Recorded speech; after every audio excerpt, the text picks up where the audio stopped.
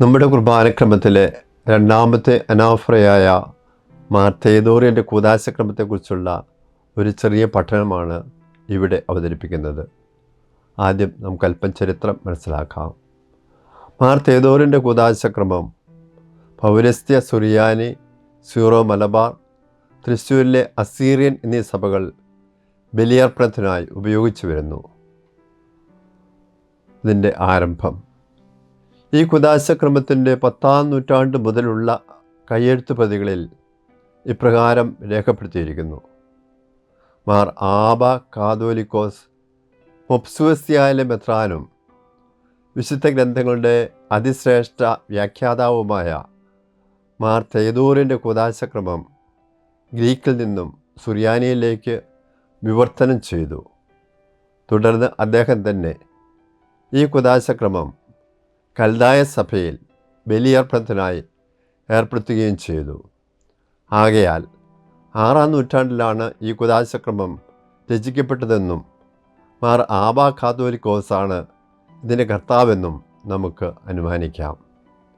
Zero Malabar സഭയിൽ പൗരസ്ത്യ സുറിയാനി സഭാപിതാക്കന്മാർ zero Malabar സഭയിലും ഈ കൂദാശക്രമം ഏർപ്പെടുത്തുകയും 1599 ഉദയംപെരു സുനോദോസ് മഹ്റോൻ ശിക്ഷയുടെ കീഴിൽ ഇത് നിരോധിക്കുന്നതുവരെ നമ്മുടെ സഭയിൽ ബലിയർപ്പണത്തിനായി ഉപയോഗിക്കുകയും ചെയ്തിരുന്നു.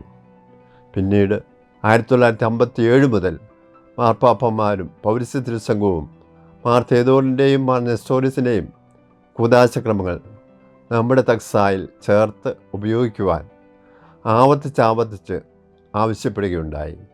2021 തക്സായോടുകൂടി വീണ്ടും ഈ അനാഫ്രകൾ നമ്മുടെ സഭയിൽ പ്രാബല്യത്തിൽ വന്നു.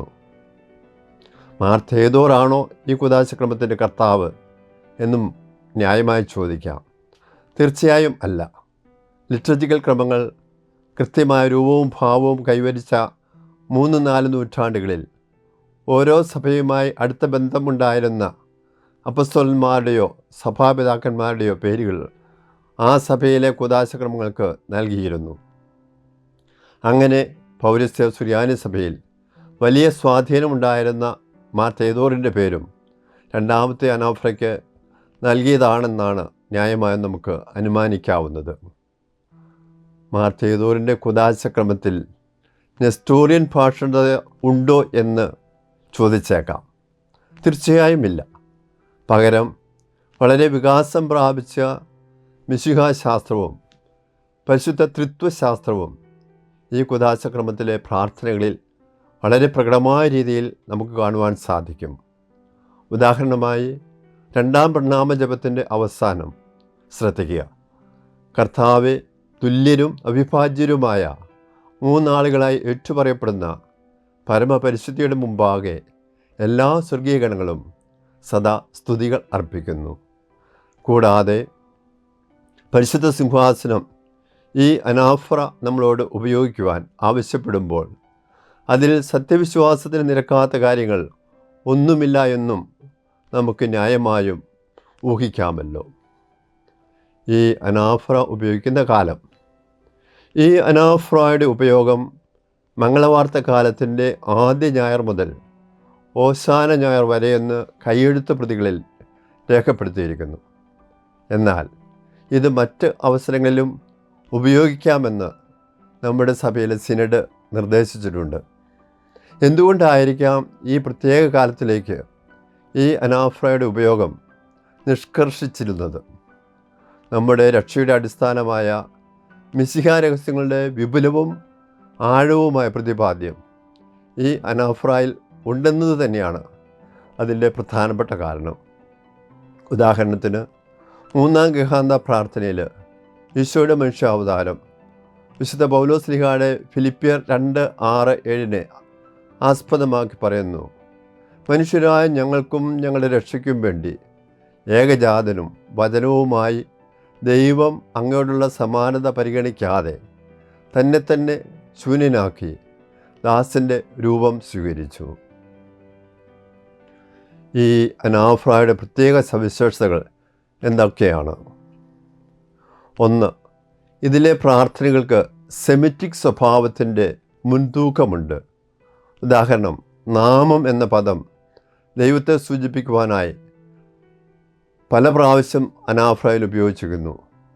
2, അതുപോലെ യഹൂദരുടെ ബെറക്കോത്ത് അഥവാ കൃതജ്ഞതാ പ്രാർത്ഥനകളുടെ ഘടനയിൽ നമ്മുടെ പ്രണാമജപങ്ങൾ ക്രമീകരിച്ചിരിക്കുന്നു. അതായത് ദൈവം നമുക്ക് നൽകുന്ന ദാനങ്ങളെ അനുസ്മരിച്ച് ഏറ്റുപറഞ്ഞ് അവിടുത്തേക്ക് സ്തുതിയും ആരാധനയും സമർപ്പിക്കുന്നു. 3, പ്രണാമജപത്തിലെ പ്രാർത്ഥനകൾ എല്ലാം തന്നെ വിശുദ്ധ ഗ്രന്ഥത്തിൽ നിന്നും പ്രത്യക്ഷമായോ പരോക്ഷമായോ സ്വീകരിച്ചിട്ടുള്ളവയാണ്. 4, പരിശുദ്ധ തൃത്വത്തിൻ്റെ ദൈവശാസ്ത്ര സാന്നിധ്യം. 4 പ്രണാമജപങ്ങളിലും പരിശുദ്ധ തൃത്വത്തെ അനുസ്മരിക്കുന്നുണ്ട്. പിതാവിൻ്റെയും പുത്രൻ്റെയും പരിശുദ്ധാത്മാവിൻ്റെയും പ്രത്യേക പ്രവർത്തനങ്ങളെ എടുത്തു പറഞ്ഞ് പ്രാർത്ഥിക്കുന്നു എന്നത് ഈ അനാഫ്രയുടെ അതിവിശിഷ്ടമായ സ്വഭാവ സവിശേഷതയാണ്. 5, ഇതിലെ റൂഹാക്ഷണ പ്രാർത്ഥനയും അനന്യമാണ്. ഇവിടെയും പരിശുദ്ധ തൃത്വത്തിൻ്റെ സാന്നിധ്യത്തെ എടുത്തു പറഞ്ഞ് പ്രാർത്ഥിക്കുന്നു. അങ്ങനെ വിശ്വാസത്തിലും ആധ്യാത്മികതയിലും വളർന്ന് നിത്യരക്ഷ പ്രാപിക്കുവാൻ ദൈവജനത്തെ അതിവിശിഷ്ടമായ രീതിയിൽ സഹായിക്കുന്ന മാർ തെയോദോറിൻ്റെ കൂദാശക്രമം നമ്മുടെ സഭയുടെ ഒരു അമൂല്യ നിധി തന്നെയാണ്.